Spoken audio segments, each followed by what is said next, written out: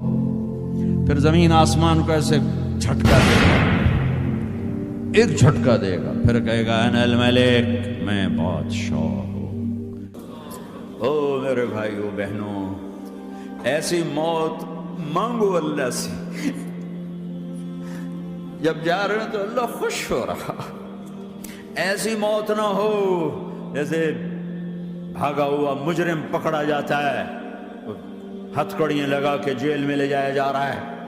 ایسی موت مانگو اور ایسی زندگی گزارو۔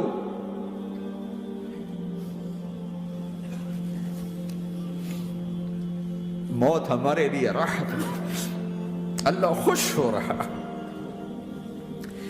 جب سعد بن معاذ کا انتقال ہوا تو آپ نے فرمایا، میرے نبی نے فرمایا،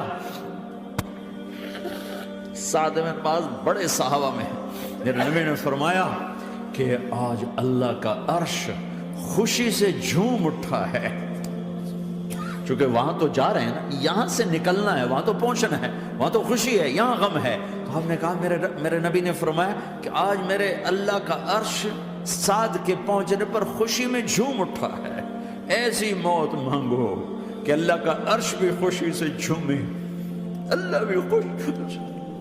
کیا کر رہے ہو؟ کدھر جا رہے ہیں؟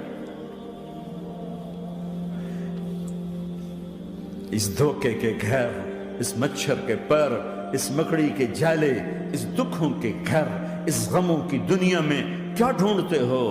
جاؤ اللہ کو ڈھونڈو، جاؤ اس کے حبیب کو ڈھونڈو، پھر جاؤ مزے کی زندگی یہاں گزارو، مزے کی نیند قبر میں پوری کرو، اور جنت میں ہمیشہ کی راحتوں کے مالک بن جاؤ۔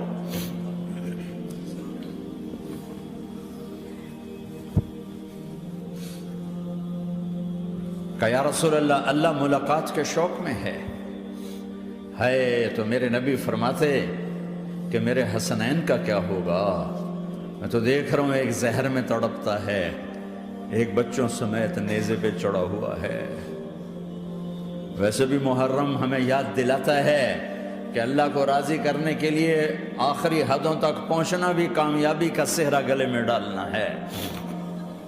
ایک نے فتح کا جھنڈا گاڑا، قیامت تک کے لیے ذلت اس کے ماتھے کا نشان بن گئی۔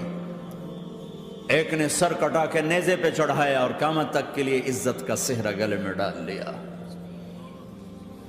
کیوں کہ ایک دنیا کی بازی ہارا پر اللہ کو لے کے جیت گیا، اور ایک دنیا کی بازی جیتا اور اللہ کو کھو کے ہار گیا۔